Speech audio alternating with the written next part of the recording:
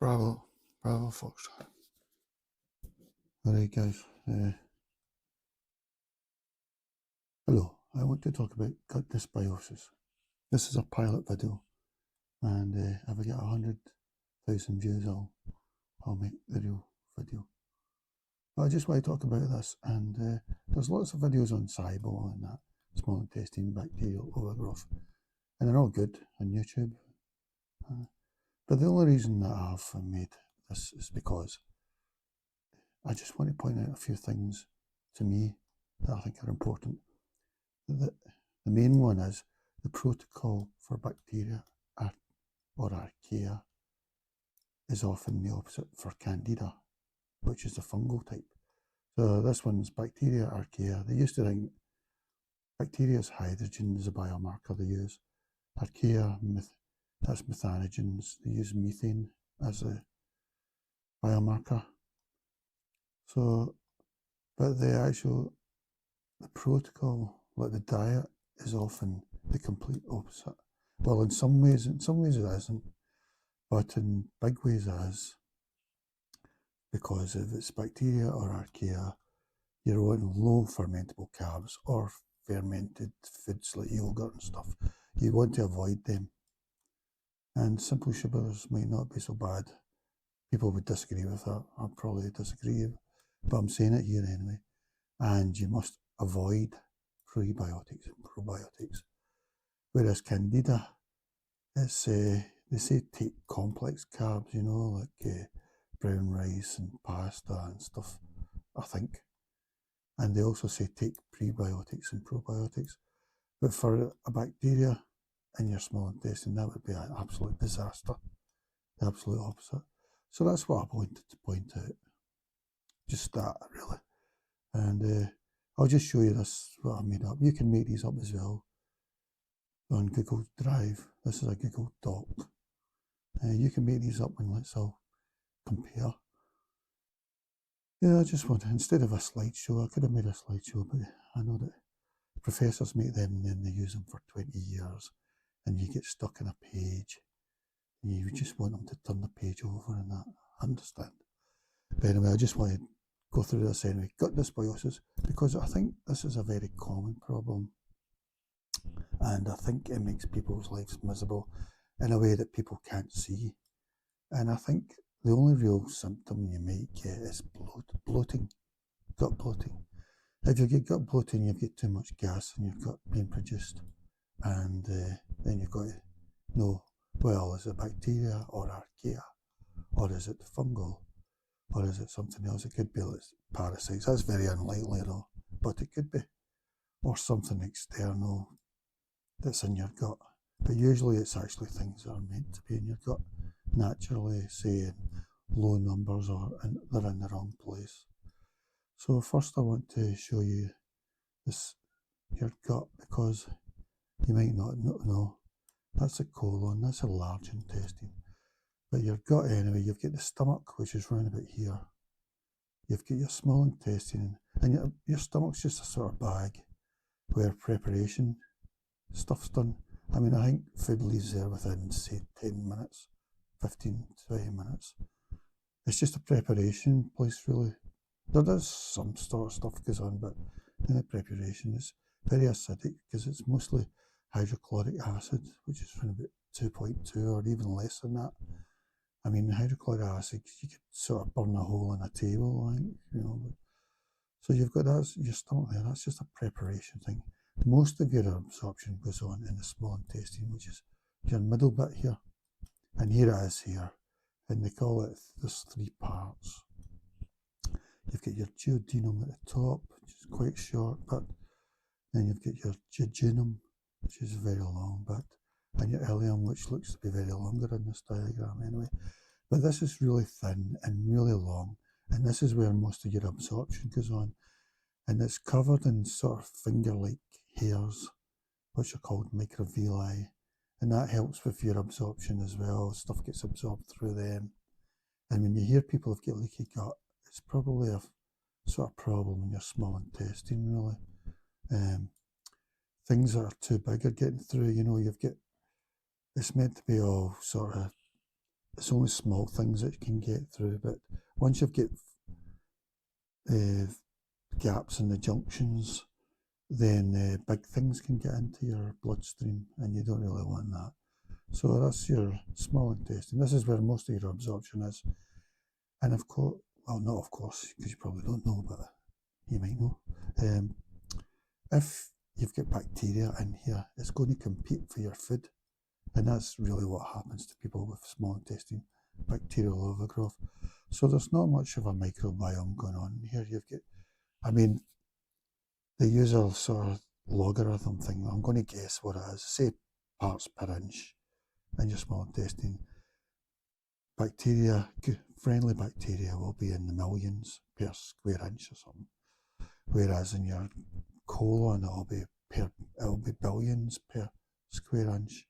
You know, something like that. I've just made square inch up. I can't remember what it is. Just to give you an idea, I mean, this bit of the duodenum should be almost totally clear of bacteria. Probably the jejunum as well, I'm just guessing. I think when people get small intestine bacterial overgrowth, it's probably in the ileum, but it may be further up, I don't know. But this is all maybe pretty clear.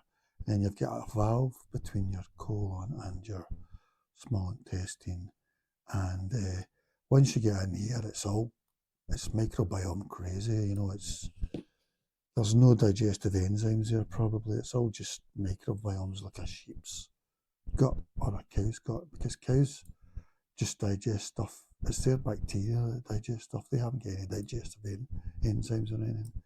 So in humans, it's all going on in here really. There's a bit in the colon, a bit of recycling and stuff.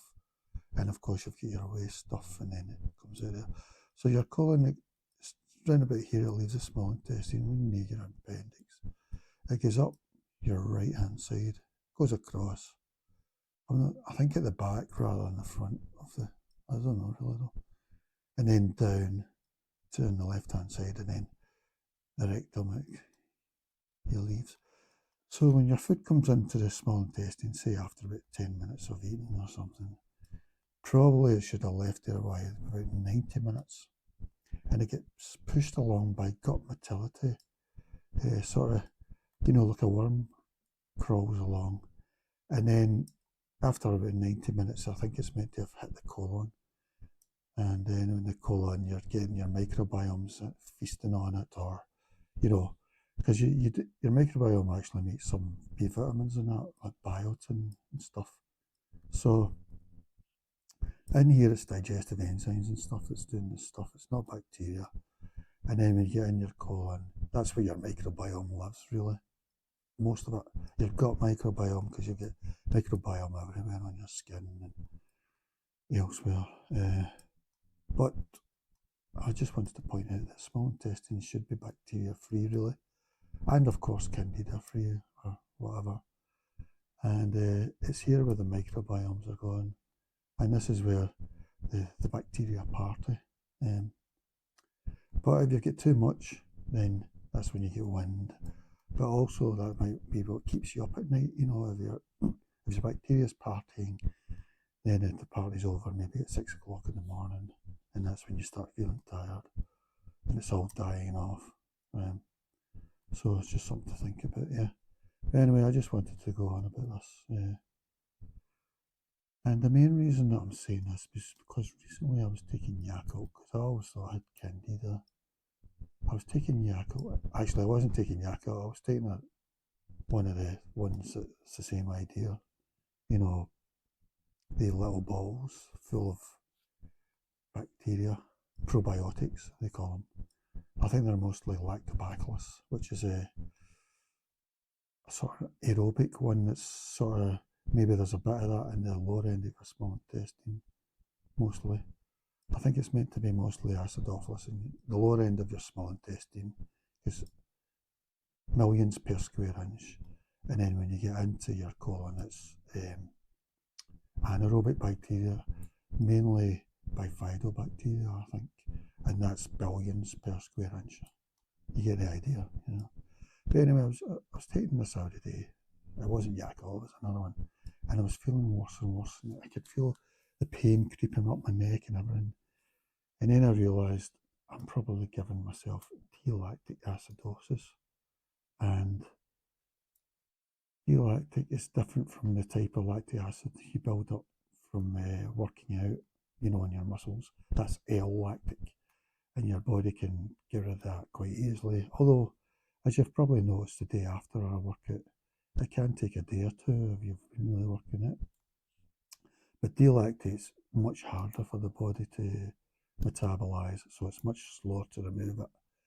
So with me taking, say, I can't remember what one it was, but it's just say, it happened with Yakult too, because I took that one time as well and I felt well, really bad.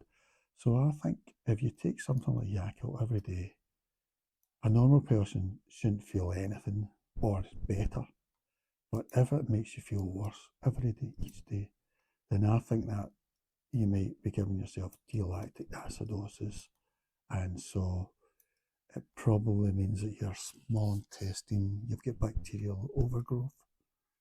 Although in this case you're giving yourself the probiotic, you're giving the bacteria straight, but it probably means that your small intestines get bacterial overgrowth, in my opinion. And so you're going to have to look at they call it SIBO, and you're going to have to look at these sort of diets, which usually means avoiding carbohydrates, mostly complex ones, the ones that are meant to be good for you, and fibre, anything that's fermentable, including fermented food like yogurt and stuff. So I'll keep going on about this and I'll go back to that. But I just wanted to mention this because I think it makes people really brain fogged, and it might explain why a lot of people might be odd or whatever. It's definitely something I think people should rule out, because I reckon maybe 10% or 20% of the population have got this in some way. Partly because we've got such a good diet, you know, get so much diet now, nice things like carbohydrates and sweets, fizzy drinks. But it can make you mad as a hatter. If you think of mad as a hatter, before they knew what was wrong there, they probably thought it was a psychological problem, you know. So I'm saying it's because I think with the SIBO and the fungal overgrowth, you're producing alcohols, not enough to make you drunk on a breathalyzer, but probably enough that if you've in a very good instrument, it could probably tell people at very low levels, like they used to have in the defunct Biolab in London, the Biolab test clinic, which I thought was excellent. It's just so sad it's closed down. It was really the first generation of Biolab that I think was really good from about 1988, 2005. I think the second generation has sort of lost its way a bit, but I'll go into that anyway. So I'm just rambling here. Symptoms, signs. I think the main symptom, if you've got a bloated gut, I would definitely suspect this. You've got some sort of gut dysbiosis. It could be fungal from candida in your small intestine, or it could be microbiomes in your small intestine and it's overgrown, or it could be archaea in your colon, in your large intestine, and that's overgrown. And apparently people can get things like gas, diarrhea, constipation, but I don't think you might not have any of these. I think if you've got bloating, that's enough in my opinion. Because I mean, I can get gas, but I can avoid it as well. And I'm more constipation really, rather than diarrhea. In fact, I don't really get diarrhea at all. Yes, so if people who feel that they've got IBS and that, you know, I think you should really rule out. Where did I write? I wrote them down somewhere. Yeah, this is the three microbial problems you could have. You could have bacteria, and the biomarker for that is hydrogen. And apparently now they've added hydrogen sulfide as well. When I say they, I mean mainly the Pimentel lab in California, which is what people are using as a sort of reference, because they do a lot of research in small intestine bacterial overgrowth and archaea, large intestine bacterial overgrowth, I guess. So yeah, you could be that, could be fungus. I think this is the one that people latch onto the most when they think they've got something wrong with their gut. And the biomarker in the defunct Biolab in the clinic in London was ethanol, and I think that was the gold standard test, really. Yes, but you'll not be able to find that test now, I don't think. So I think that's common as well. The Pimentel lab says that between bacteria, archaea and fungus, they find that Candida, I'm calling it fungus, but for most people it's Candida albicans. So I'll just call it Candida. It could be other types, but for most people it's Candida albicans. Yeah, the Pimentel lab said that in their cases that they've tested, they reckon about 10% out of all these three are Candidas. So that's a bit of a surprise, because in a way I thought it might be the other way around. I thought Candida would be the common one. But for me, Candida, if you've got thrush anywhere, you can get it quite a few places. Well, so add a few you maybe don't think, like thrush in your tongue, or maybe stuff in your skin or whatever. If you've got that, then maybe you've got a reservoir Candida in your gut as well, maybe your small intestine. So maybe in those cases it might be Candida, but maybe you could have both though, really, Maybe you could have bacteria as well. The bacteria, for decades they used just hydrogen. Now some of them have added hydrogen sulfide. And these are just biomarkers though, because you probably produce a lot of other things. Like the defunct biolab test for bacteria, they had a lot of other alcohols. They had ethanol for Candida, and they said that Candida was the only thing that produces ethanol. But they also had a lot of other alcohols, which they used for bacteria again. But for most people, they have biomarkers, they'll use, a lot of them will still just use hydrogen, but you should use hydrogen sulfide as well, and you should use methane as well, even though that's not bacteria. That's archaea, which is very much like bacteria. I'm not sure that they've just found this out recently, because they used to talk about SIBO. You do hydrogen and methane test. I think maybe that recently they've just discovered maybe that it's methanogens that produce the methane, so that's not a bacteria, that's an archaea. And then you could have other unnatural ones that are not meant to be there at all, they're like parasites or blastocystis. I had this in a stool test once years ago, and it was in 3 separate stool samples, so that's interesting, but I don't know what it means. I don't know if these are common, so, and these are sort of the acronyms they're using. So SIBO is the main one they use for small intestine bacterial overgrowth, and I'm put an H there for hydrogen, because you'll hear people talk about SIBO, it's hydrogen and methane, but actually the methane is something else.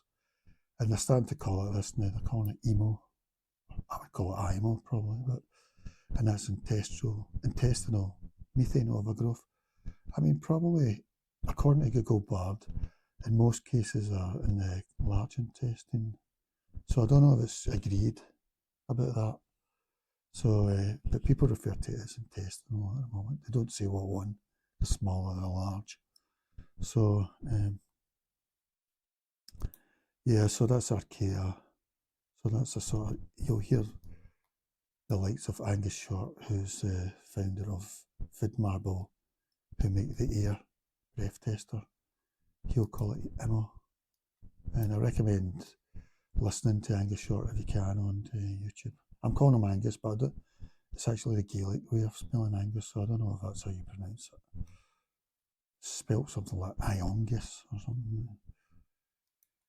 Then the SIBO H2S, so that's a new one. So you could say SIBO H or H2S. It's good to see hydrogen sulfide in there, because I think probably a lot of the gut things produce sulfides, and so it's good. I think the Pimentel lab was suggesting that might just be about 10% of the cases. Or actually, it was some other YouTube video I saw that said that, but maybe they say that as well. But that's all they've seen. And for fungal, yeah, the Pimentel lab said about 10% of the cases. I'm not sure about that though. It depends what biomarker they're using, Like Biolab, the defunct Biolab used ethanol blood test, but nobody else seems to use that test. I mean, possibly you could tell from a breathalyzer that's very sensitive and goes down to a very low level, you know, way below what's termed as being drunk or whatever, you know. And Biolab actually done a paper on this around about 1985 or something. It's well worth looking on PubMed about it. And they suggested that ethanol was only produced from candida and nothing else in the gut. So it was a great biomarker for it. I agree with them. I agree with everything, really. The first generation of Biolab probably said. Yeah, sadly gone now. That's Dr. McLaren Hurd and people like that. I don't know where they've gone. I don't know what's happened to them. Anyway, I'll just go on about this again. I'm going back to... This is what I think these are. So your stomach's just a preparation bag, you know. People think, oh, I've got a sore stomach, and they point to the centre of their abdomen. Well, that's actually your small intestine, really. So, sunlight lights your stomach. That's up in your upper left side. So it's just a preparation room in your stomach, really. Sort of bag. Then your small intestine is a very long, thin pipe that zigzags, and it's got microvilli. It's a bit like a brush head, really, the whole way, I think. Maybe not the whole way, I don't know. And a meal will probably be out of there after about 90 minutes. And then after your meal, there's a thing called the housekeeper wave that's meant to sort of, it's a few pulses that are meant to sort of clear out your small intestine totally, really, so the bacteria can't thrive there. And I think the Pimentel lab thinks that a lot of people, this is the reason they've got bacterial overgrowth, because there's something up with their housekeeper wave, or just motility in general, and there's food being left in your small intestine, and then bacteria is feeding on it, you know, carbs, complex carbs, that sort of thing. So, I mean, I don't totally agree with the Pimentel lab, but I definitely respect them and definitely use them as a reference, and they might be right, so I definitely respect them totally, though. That's in California. And then you've got the large intestine, and that's a much shorter, but it's a very wide pipe. It goes up, across, and back down. And in the old days, I think they used to just think it was a waste place, but now, of course, I think it does a lot of recycling. I think it does, like, B vitamins. And when I done a biolab test, well, it must have been a long while ago now, I think it was an organic acids test, I was low for biotin. And I think that's a sign that my gut flora's not the way it should be in the large intestine. That's what I took it to mean, anyway. Because we don't actually know how much of our B vitamins we get produced by our microbiome. You know, at the moment, the mainstream health will tell you, you don't need to worry about that, just you'll get it in your diet, B vitamins. But I'm not sure whether when you've got gut dysbiosis, the B vitamins get eaten by the bacteria, you know, so, and also maybe they're underestimating how much of our B vitamins we actually get produced from our good bacteria, probably in our colon. So with me, I was low in biotin, and they also done a test in the organic acids. They done a biomarker to check if that was a genetic problem, because some people genetically can't break down, get the biotin. But I was normal for that. So with me, it was it indicated really there was something up with my microbiome, really. That's what I took it to mean. So yeah, I've just wrote this twice anyway, as I say. Yeah, so your colon's just a sort of, people just used to think it was a waste, a bin, really, but no. And apparently, you're in the billions here with your this is where it's all gone for the microbiome, really. It's not meant to be up your small intestine much at all. And apparently, I can't remember what I was going to say, so yeah. So this is the sort of thing you have to avoid for SIBOs, fermentable carbs, fermentable foods like yogurt, probiotics, prebiotics. This is what I take. I'm just writing this off the hoof though. I've not really visited forums and that, you know. Other people all know much better. With IMO, fermentable carbs, I don't know about prebiotics and probiotics because this is meant to be mainly a large intestine problem, so I don't really know. And this is archaea. They probably feed off that as well. I don't know if you have to avoid methane foods, I don't know. And this is me split them all up into what I'm classing them. I don't think they're officially classed this way. Small intestine fungal overgrowth, I'm calling this. And that'll mainly be Candida albicans. And I take this to be simple sugars mostly. Then you can actually take complex carbs. That's the way I always learned it from, mainly from Leon Chato's excellent book. And you could take prebiotics and probiotics. So that's sort of really worse. I always feel worse in these, so that's what makes me think now it's probably bacterial overgrowth I've got rather than fungal. And then I've sort of made this one up, LIBO, large intestine bacterial overgrowth. I think overgrowth is the wrong word. What I mean is the wrong type of bacteria. So that's what I mean really. And complex carbs be a thing to avoid for this. I don't know how you would fix that actually, because you're wanting to encourage the good stuff, which in your large intestines probably mostly bifidal bacteria, not lactobacillus. And then I've added large intestine fungal overgrowth, and I'm not sure what you would, because I don't think this is officially a thing at the moment. I mean, the health system doesn't only recognise the SIBO, it doesn't even recognise Candida overgrowth, it doesn't accept that.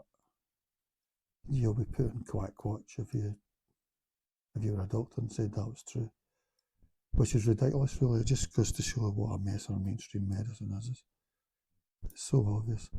Anyway, for that, take probiotics if it's fungal, but I really don't know, so yeah, I'm just making stuff up really. There is a sort of test. I mean, there is an official SIBO test for hydrogen and hydrogen sulfide and methane, even though that's not bacteria, that's archaea. And there's actually a device called the FODMAP, and they're on to version 2, the Air 2, which tests for methane and hydrogen. And I've just bought one, and I'm always low. I've always got a bit of them, but I'm always low. But my theory is that some people, if you've got bloated gut, in my opinion, you've probably got gas from something. So maybe sensitive people don't need much to have a problem, you know. Or maybe it's high up my small intestine, you know, maybe the top bit of the duodenum or something. I don't know. Where's that picture? Yeah, and there's a duodenum there. There's a jejunum. I would call that the first bit, the middle bit, and the last bit, but they call them that. So I don't know why. I've got total faith in Angus Short and the FODMAP team. Maybe the things aren't accurate enough yet, but I think they probably spot really bad cases. So for that, but like I say, maybe some people, you just need to be a sensitive person and you don't need much bacteria to have a problem. You know, because I'm blaming the bloating, because I've done an ultrasound a few times and one time they told me you've got a lot of gas in your, I think it was a colon, I'm not sure, I never asked, but probably. And I think actually the ultrasound is probably the best test of the lot. Ultrasound of your abdomen, which you can get now at private test clinics now, because they're actually specialising in pregnant women really, but you can get your abdomen things, so if you want to go private, and it's not that dear really, I think it's only about £120 or something. Probably most cities will have a lab. I mean, this is actually a test that mainstream medicine wouldn't want to be available to consumers, but it's probably just grown because of pregnant women want it. And so mainstream medicine isn't going to stand in the way of pregnant women, neither are MPs or anything, you know, or politicians. So that's how that's come about. But you could just go and get your abdomen thinged. And to me, if you've got gas in your colon, or maybe your small intestine, well, definitely your small intestine, then you've probably got an overgrowth problem of some sort. No matter what a breath test had said, especially after fasting, because when I done the blood alcohols test from Biolab, defunct Biolab, I don't know, about 20 years ago or something, they said I had a rather high fasting rate. And I think they were telling that from hydrogen. I think they were testing hydrogen from my blood. There was blood tests I done, had to go to the lab. So again, that was telling me it's maybe in my large intestine that is a dysbiosis mainly for me. I don't know. So anyway, you've got these breath tests. If you go to your mainstream hospital or whatever, ask for a breath test, because you can get these through your doctor. They'll definitely do hydrogen, but I don't know whether they'll do the other two. You would hope they would do methane. They probably won't do hydrogen sulfide, which they should. I'm talking about mainstream medicine here.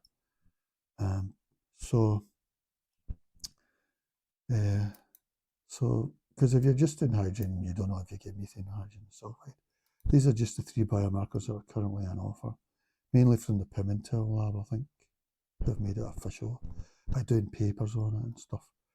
I think there'll be more biomarkers, but these might be 3 good ones that get most cases. I mean, they should add ethanol for, I don't know if you can test that, but yeah, you can, yeah, you get breathalyzers. Yeah, they should add that for fungus, candida. But anyway, you should visit FODMAP's website, and probably I think anyone concerned about this should buy the FODMAP Air 2. So far they haven't added hydrogen sulfide. Version 1 just had hydrogen. Version 2's got hydrogen and methane. So far they haven't added hydrogen sulfide. Some sort of natural nutritionist or whatever said that they don't think they'll be able to. But I don't think they're thinking that. I think, because I saw a post somewhere where Angus said that they've got it in the Med Air too, which is meant for doctors. Yeah, they've got hydrogen sulfide, or they're planning to. So I don't know. Yeah, I mean, I would have thought they'd be able to, but I don't know. Yeah, as I say, I'm not even bothered if the FODMAP isn't reliable or whatever. I'm just glad it's there so that we can do consumer home testing, because that's the way I think taking control of your health should be. And it encourages them to build a better one, because they're on Air 2 now. Because I bought Air 1 as well, and that was just hydrogen. And the Air 1 was easier to use because it warmed up quicker and that. But the second one takes longer to warm up than that. But then maybe they've decided we need to warm up longer to make it more accurate. So that's good, Accuracy is the most important thing. So, yeah, and it only tested for hydrogen, the first one. Yeah, so the therapy, well, diet's the main one. And if you look at diet for SIBO or IMO, as they call them, it's sort of, you've got a triangle of diets to pick from, an upside down triangle. And the stricter you need to be, the more you'll need to restrict stuff, and you'll be at the bottom of the triangle, at the tip, and apparently, this is what I've just been gathering from looking at it. If you're lucky and you go on a diet, which is, I think it's mainly, the main one they go on is FODMAP, they call, but I think there's a few sugars, fructose, oligosaccharides, disaccharides, and another one. Yeah, diet. 2 really strict diets I've seen is the carnivore diet, and that's try to avoid really carbs as much as you can, and no yogurt, no fermentable stuff, and fibre. But as Michael Murray says, that's not sustainable for a long time. But as I was saying, if you're lucky, they're saying that you should feel really better after a week. But that's not the way I see most people on the forums and that, you know. And that's why I don't seem to be like that much. I mean, I feel a bit better, but I'm in like week 12 now or something, but I'm still bloated and I only feel slightly better than that. I would still call me ill, really. There's another thing they say, some people, some of the nutritionists I've seen on YouTube have said something like 6 weeks you should have progress. But I think a lot of us, we just keep going and keep going. We don't. But for me personally, I think I always sort of break the diet too much, you know, like sweets or not enough, you know, because like I eat beef burgers, but they've got sort of starch in them and wheat, things like that, you know. And then the other thing is, so diet is probably the main bit, but as Angus Short says again, that you should just, it's not about limiting everything totally. You can, you know, you don't need to be too cruel to yourself. You can just keep going down or whatever and just try and avoid the big things, you know, like bread or pizza or starch, rice, that sort of idea. And maybe you'll come up with some sort of solution as you go along, rather than, you know, it's like cold turkey, you know, I'm not talking about meat, I'm talking about, you know, that's for the other problem, that's probably not the way they go about it now, you know.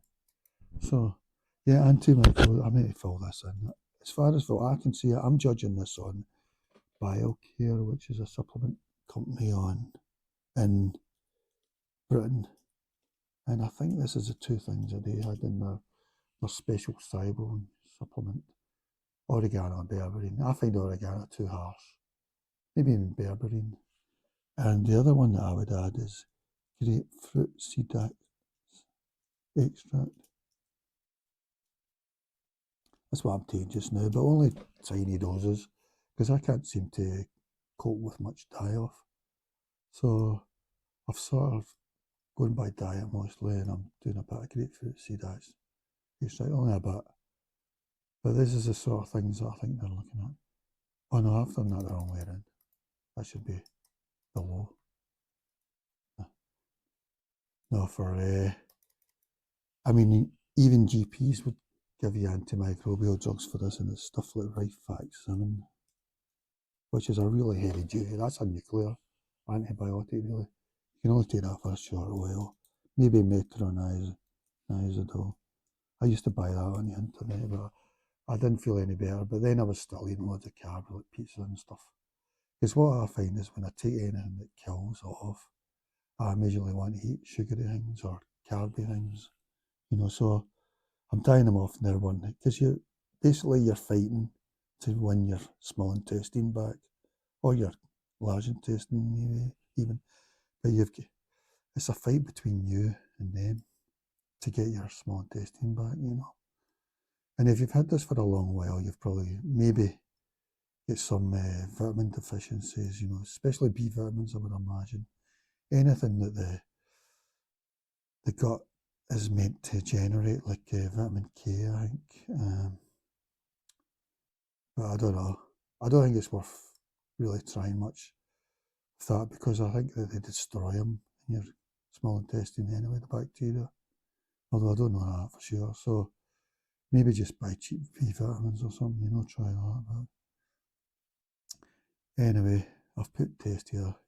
Yeah, I think most people should buy the FODMAP too.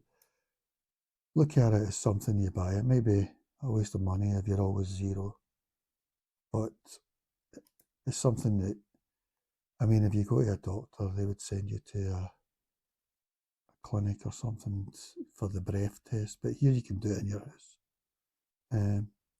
As I say, I don't know if it's totally reliable. I think it definitely will spot really bad cases and bad cases. I don't know about sensitive people with,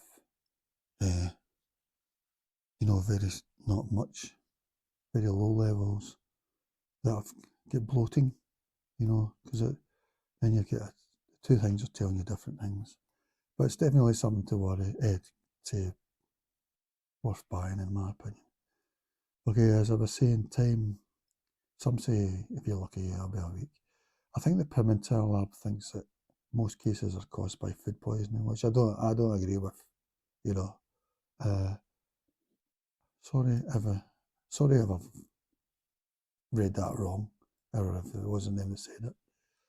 A long time, yeah, I've saw natural therapists on YouTube saying about 6 weeks they expect progress. But for a lot of us, we just keep going and going. And probably in my own case, I'm sabotaging myself, you know, with sweets or something. Or, as I say, I thought beef burgers were just beef, but a lot of them, they've got starch and wheat in them. It's pretty hard. So here's my influencers at the moment. Dr. Pimentel is the main influencer for everyone, I think. Everyone who thinks of SIBO anyway should visit him. I've not seen him say much about fungus, candida. So, yeah, and I think it's actually at a California uni as well, but definitely, he's very YouTube friendly as well. I've seen him appear in a few things. So is Angus Short. This is another, as I say, I've spelled his name wrong here. I can't even spell it. I think he's got 2 G's and 2 H's or something, and an O. But definitely check out FODMAP. They're based in Dublin. They only started around 2018, I think. And it says on their website that they've sold about 30,000 Air 1s. They're on to Air 2 now, really. I mean, I wouldn't buy the Air 1, I would just buy the Air 2 because you want to, that's good methane as well. Because when I've been doing them recently, methane showed up quite a few times, which surprised me because apparently hydrogen and methane, the bacteria that produce them, are meant to sort of neutralise each other. The methane one's feeding hydrogen or something, and the hydrogen one's feeding methane. Something like that. I don't know what I'm talking about really, but it's maybe a like paper, scissors, stones or something. That sort of idea. But I've got a bit of both, apparently, at low levels. Mainstream health, they're decades behind, you know. I mean, if you wanted to, but like I say, you can get a test through them, the breath test. If they're really behind the times, they'll only test hydrogen. What they should test is hydrogen, methane, and hydrogen sulfide. And here's some other influencers. Mostly this is just in general, although all of these will know about SIBO and Candida. They probably recognise Candida. Eric Berg, he's on YouTube. Calls himself Dr. Eric Berg, but I don't know if he's a medical doctor. I think he might be a nutritional doctor or natural doctor, as they call him. You know, I wish they would stop calling themselves doctor. People who have got PhDs, you know, it should be like if you've got a PhD and it's not as a medical PhD, you should call yourself doctor at the end or something, you know. Eric Berg, PhD, doctor or something. Not Dr. Eric Berg. Dr. Mark Hyman's another one, but again, I think he might actually be a medical doctor, but he's moved to the natural side. But back to Eric Berg, yeah, he's interesting. I mean, he doesn't talk about SIBO. He probably does. He talks about so many things. I think he posts about 4 times a week or something on YouTube, which is excellent. I think his stuff's excellent. I think his main thing is he thinks people should have a food window every day, and for a long time they shouldn't be eating anything, or maybe just drinking water as well. He doesn't mean, he calls it fasting, but I take it, he calls it intermittent fasting. I would call it a food window, and make the window quite long. The Zoap have talked about this as well, food window. They were talking about 12 hours. And when you think if you've sleep 8 hours, that's another 4 hours. That would be your 12-hour window, just to give your gut a rest. Barry Berg, he's into intermittent fasting. I don't know if he recommends ones like 2-day fasts occasionally, but I take it to be window fasting. daily window fasting. Just a lot of time just giving your stomach a rest. But I think his reason for it is he just couldn't find what was wrong. And he was always taking supplements and all that, like most of us do. And his response, eventually he decided he felt better when he had long fasting windows. And I agree with him in that sense. Yeah, I agree with the window fasting concept. Give your gut a rest, because especially like snacking might interrupt your housekeeper wave, which is might come around 90 minutes after you've ate a meal along the small intestine, probably to clean it out. I think that's why they call it housekeeping. It's actually a few contractions, it's not just one wave. Okay, we've got Mark Hyman, he's at the Cleveland Clinic.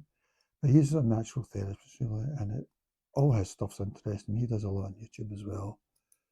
I mean, not just SIBO, he does everything, but he's an interesting character because I respected him anyway before I knew his background from what I'd seen of him on YouTube. But he was next at some sort of medical conference or something. He was next to a gastroenterologist from the Cleveland Clinic, one of their top ones. And he was sitting next to him during a meal. And the gastroenterologist told him that his niece had I think it was colitis, or it was the other type, which can be very bad. Maybe ulcerative colitis, I'm not sure. But she'd been told that she was going to have to have her colon removed, and she was only in her early 30s. And Dr. Hyman said to him, well, let me see her, because she's nothing to lose now. So let me see if I can do anything. And of course, the gastroenterologist is from mainstream medicine. He was probably skeptical, but he did anyway because, like you said, he had nothing to lose. And he saved her colon. He cured it, Dr. Hyman. And so that's how the gastroenterologist got him to Cleveland Clinic. And I think he teaches and practices functional medicine there, as they call it. Functional medicine's the name. I would call it common sense medicine, but it's just that step from mainstream medicine, but they're looking at it actually as the whole body, and they're looking at natural ways that you might be able to solve it. Functional medicine should be mainstream medicine, but sadly it's not. Mainstream medicine is like band-aid, really. It's bandages, so sticking plasters. They wait until you get ill, until you're at the end stage, and then they start putting plasters on it, basically. I mean, I'm not totally skeptical about mainstream, because they do have their. I'm glad it's there, but it's also amazing how ignorant it is as well.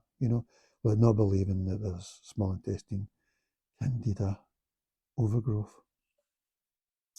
So he's really interesting. Another one is Michael Murray, ND, and he wrote the Encyclopedia of Natural Health, which is a great book. And he's an interesting character as well, because I think he was learning to become a doctor. I don't know if he qualified a medical doctor, but his roommate at college or whatever, he was treating people or whatever, and he asked somebody about a young guy who had, I think it was something like rheumatoid arthritis or something. He said, how are you getting on with the young guy with rheumatoid arthritis? And his roommate said, I've solved it. And Michael Murray couldn't believe this, because what are you talking about? You can't solve it. And then I don't know how he solved it. It was with, I don't know, herbs or something. And that's what switched him from, I think, medical doctor to natural doctor. And he went on to write the Encyclopedia of Natural Health, which the functional medicine people agree with or whatever. So, yeah, he's really interesting. I don't see him often on YouTube or whatever, but he's got his own website and that. And then the late Leon Chato, he was a great thing about this. He was to do with muscular stuff. It's something that I can't even, muscular manipulation, can't even. But he noticed that a lot of his customers said that they had problems with yeast and stuff. And he realised that it was to do with candida, and he wrote a book about it. And it's a great little book. It's not very long in that, but that's the one that really got me onto it. He's maybe wrote one about small intestine bacterial overgrowth as well, but it's like he died about 7 years ago or something, so that's sad. But he added great respect for him. Um, and then the Biolab test lab in London, which is defunct. I don't know who started it. It was maybe McLaren who heard that, but that was like the sort of lab test. That was the go-to place really. Apparently, they get closed down in 2021 or something by the government or something. But I think they've started up again a similar lab in Windsor. But I didn't like the way they went, so I'm not sure whether it was a management change or something. But the first generation of Biolab to about 2005 or something, because they had most of their tests were in-house, but then over time, after about 2008 or something, they started outsourcing to places like Genova Diagnostics, which I've got a lot of respect for. They do stool tests and things like that, but I think Biolab were actually better. I think their yeast test for ethanol, the blood test, was the gold standard, and I don't think that the stool test is as good. I know that now the stool test has probably gone on to DNA of Candida rather than trying to grow the fungus in the lab from the stool. I know that, but and I've got respect for Genova Diagnostics, but I preferred the original Biolab. I think so. That was a sad loss. And functional medicine, as I say, it's some sort of I can't remember the names. Is it Joe Pisano? And there's another guy who started that, yeah, in the early 90s or late 80s. Yeah, but you should look at them. I mean, I think if I went to a functional medicine doctor, they wouldn't solve my problem. But I agree with their sort of philosophy in that. I think they're on. I just don't think. I think you have to do it yourself if you're a heart problem. The best way would be if we had access to tests, which we don't really. Um, so that's the unfortunate thing. Like I say, I think for this, I think the best test is an ultrasound of the abdomen. And then I'll talk about the Zoe app, which is a really interesting thing from Professor Spector. And I think Professor Spector, he's in genetics and he wasn't really bothered about diet and that. You can see him on YouTube now. But now he believes in it greatly, how it can alter your microbiome and that. And I totally believe in the Zoe app as well, but for me it's probably wrong. Because if you've got bacterial overgrowth, the diets you've got to use are pretty unhealthy, really. Doing away with complex carbs and fibre and probiotics and stuff, so it's the sort of opposite. But if you're healthy, I think the Zoe app is a great thing. It's only just started recently, as far as I know. Yes, that's something worth looking at, just in general. Not They do agree with SIBO. I don't know about Candida, but because it feels like they're sort of mainstream medicine people who have seen the light a bit and have shifted a bit, but maybe not enough for my liking. But I'm being biased here because I don't actually know. So this is the sort of people I think you should be looking at. So I just wanted to mention this, and like I say, I think the main thing is this is meant to be clear of bacteria or fungus. It's meant to be just you. So you could say to your doctor, you think you've got aliens in your stomach, you think it's making you drunk and stuff. See what the doctor says, or maybe, if you mention small intestine bacterial overgrowth to a doctor, they'll know what you're talking about. They'll probably give you, if you're lucky, they might give you rifaximin for a week or something, but they might give you, or metronidazole for a couple of weeks. Probably won't sort it. You might be lucky. Yeah, that was another thing I wanted to say about the Pimentel lab. Like, to me, it feels like they're sort of mainstream medicine people who have seen the light and have shifted a bit, but not far enough for me. But I could be biased, could be mistaken about that. But yeah, he thinks it's probably most cases a SIBO or a gut motility problem. Maybe most started from a bout of food poisoning, but I don't agree with that. I don't know. I think some people are just prone to it genetically, you know, maybe sensitive, because I think your immune system is mostly in your gut, and your microbiome has a lot to do with that. So if you're sensitive, that's probably the first place it's going to go a bit. And that's maybe the idea behind Candida, because if you say a doctor, if someone's really, really ill, they can get blood Candida because their immune system's so knackered. But and that can be fatal. And doctors believe in that, but they don't believe that Candida can be in your small intestine and giving off metabolites, and those metabolites are making you feel brain fogged and feel bad. And like I say, I think it's like the Mad Hatter situation.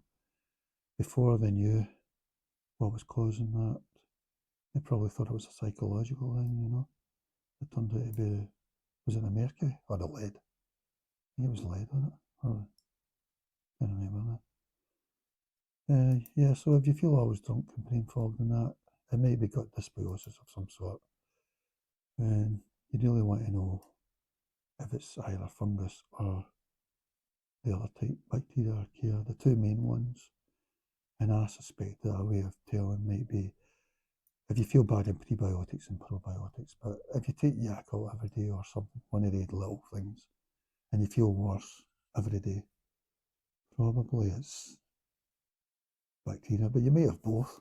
So, yeah, because I think that's d-lactic acid. So I think that should be another biomarker. Yeah. All right, guys, that's it. Start leaving the room now, please.